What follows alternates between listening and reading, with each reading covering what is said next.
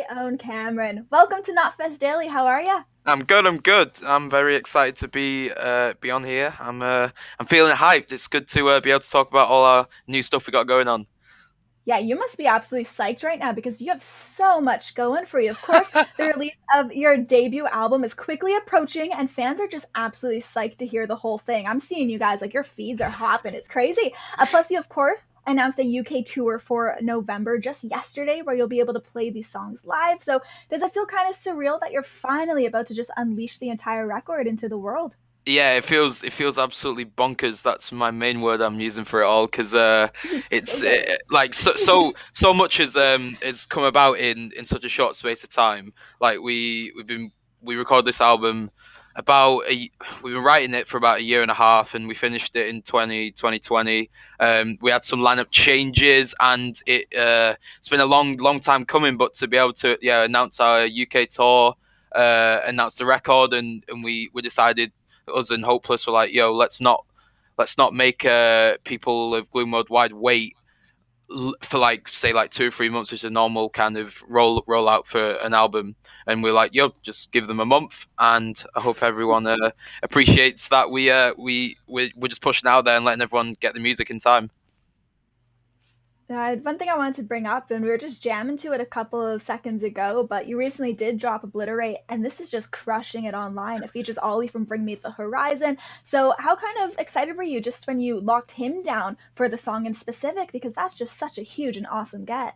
Yeah, it was, honestly, it was crazy. So it wasn't something we ever thought would happen. So we played their festival, well, the festival, the headline All Point Season 2019, and only brought our old vocalist onto stage with him, and then the relationship was just building from there. And I was like, after it, I was like, what happened? We're recording an album, we're writing it, so why didn't just ask him? The worst thing you could say is no. And Exactly. the legend just said yes, and I was like, "Wow, this is crazy!"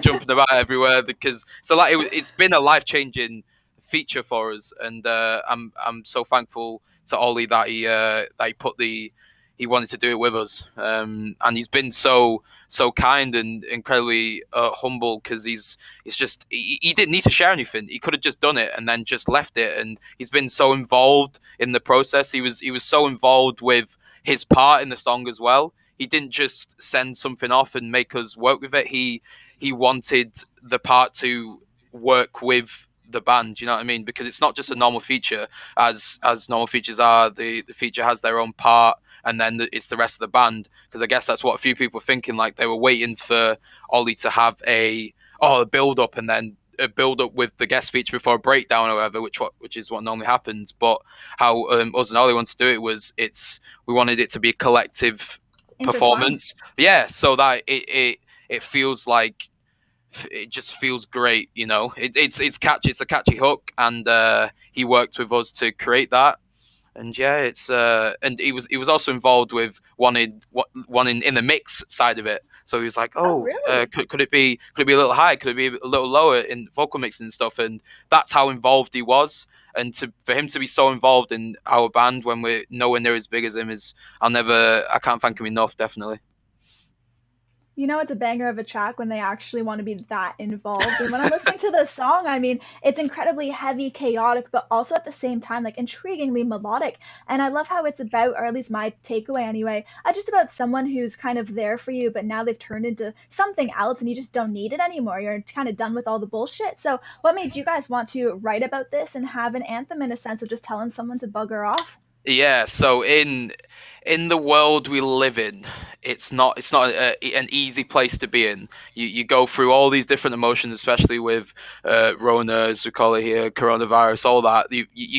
People's emotions are heightened way more than they would have been previously. And as a band, as myself, I wrote a lot of these lyrics with Paul when he came in, and just been through a lot of stressful times, and have met a lot of horrible people.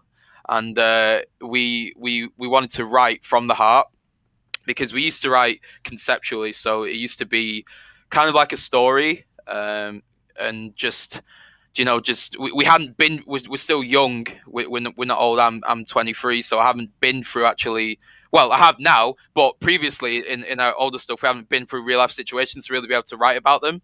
But where the body goes is literally like it's so full of truth. I'm saying that where the body goes is all about truth and honesty and becoming better people from the hurt that people have put upon us. And Obliterate is, I guess, the one of the anthems on the record for basically telling people like, yo, you're not going to mess with myself, you're not going to mess with the band, you're not going to mess with anyone anymore. And you should, and it's always telling the listener to just forget those people and move on and become the better person. Definitely.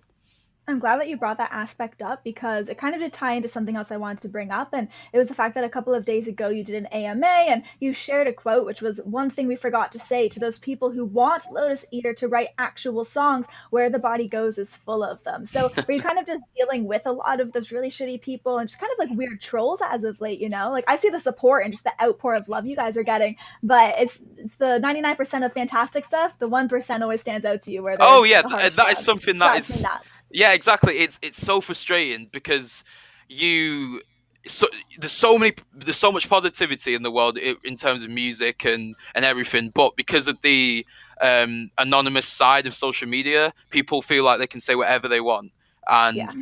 and that 1% really gets you. I don't know why. I don't know why it gets you so much, but It baffles me. yeah, yeah, exactly. And for me, the main thing I have a problem with is when people demean someone's character when you know they're not, they're a great person. So it's like that's what hits me the most. If someone goes, "Ah, your music's shit. You're a shit person," all this, I'm like, well, there was no need to say that. Could have just not said it. But the funny thing is that now we're at a point in our careers where the music speaks for itself. We don't have to worry about what anyone says. Like the positive will love that always. But if someone's negative about it, it's just like, well, you can go and be negative somewhere else. I'm not going to read it. Yeah.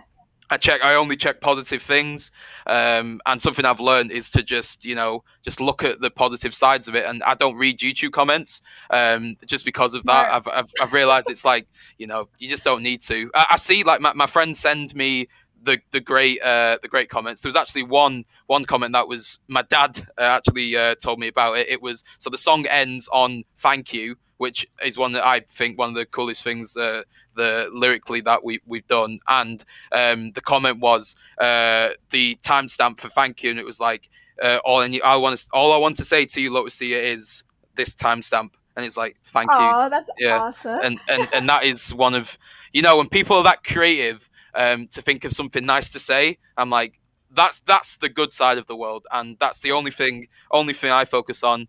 And that's basically what Where the Body Goes as an album is about. It's getting rid of negativity and taking that negativity and making it positive. And we take you through that. Kind of the start of the album is the negative side of it. It's like, oh, how am I going to get through this? And we take you through a journey, and then at the end of it, it's like, okay, we found that positive light. But records to come, we're still going to delve into the negative side. Like as I said in our press release, we have a big problem with how modern society is moving forward, especially with how governments are running the world, especially in the UK, and how they're mistreating the arts and all that kind of thing.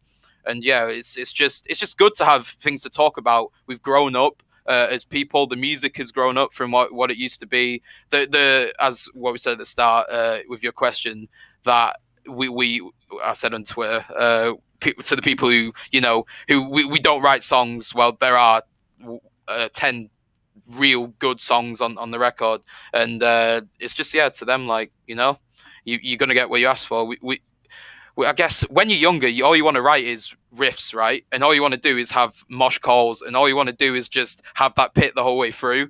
And then as you grow up, listening to loads of different types of music, where you're like, You okay, realize like the dynamic yeah, it's and like that tweet was half of it was like, okay, we actually listened to your critiques, because some people who said we need to write more songs are people we respected. So we're like, okay, we're going to take that on board, and we're going to work on structure and work on catchiness. Obliterate is one of them, because if you listen to that song, you will not get the chorus. I will obliterate your conscience out your head for a good few days, good months. That's something that a lot of people have said. So that catchiness is there for the whole record. There's so many parts. It's not just catchy. It's like there's how do you say, emotion is a big deal in where the body goes as well. So it's yeah, we've gone for everything. We take your body to every place you could think about.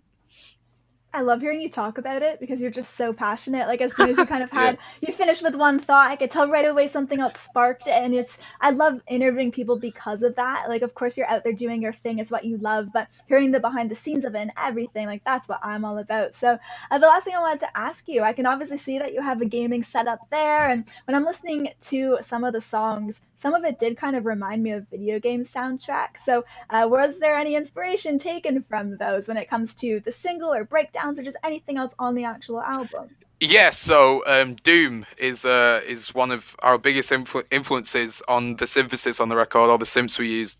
We actually had some software that Mick Gordon kind of used himself for our producer Jim. Was like, yo, we walked in one day. I was like, yo, Jim, what you playing here? And he showed me all the synths, and he was like, whoa, let's get some of this into the record.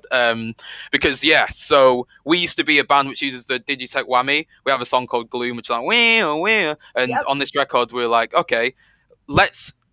Our friends Alpha Wolf, that's their thing. So we're like, yo, they're the kings of that. I've tweeted about that as well. They're the kings of that, and we're going to move into synths and synthesis. And the whole record is literally, you could if you took the vocals out, it would feel like you're in some mad world where monsters are coming at you, and kind of like Doom. totally. We wanted we, with the synths, we wanted to be able to take everything away, and you could just listen to the synths on its own and feel like you're in some like instrumental world. You know what I mean? Like it could work. It could also work in, like, I guess, a Transformers type world. It could work in an action film. That's something we want to move into in the future as we grow as a band, is to be able to write soundtracks and all that kind of thing.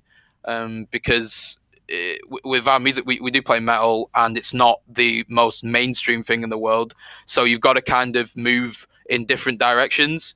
And we're not a band who's gonna just, I'm not saying it's a bad thing, because people do what they got to do, but just like move into getting rid of certain things so they can appeal to certain things. But and with Bring Me Right, they've moved into another world, but they've kept their roots. So that's why we're so influenced by Bring Me as well. Is that kind of movement into all these different type of areas without ever losing your true core sound. That's something we're going to do. And Doom, yeah, Doom's one.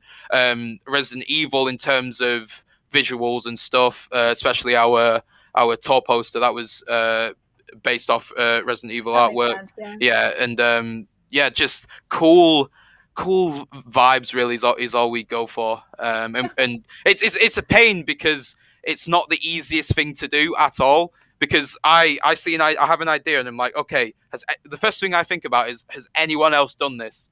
And if someone else has done it, no, no, no, I can't use it, because we want to be as true to ourselves, and we want to create something that is so fresh that it stands a test of time.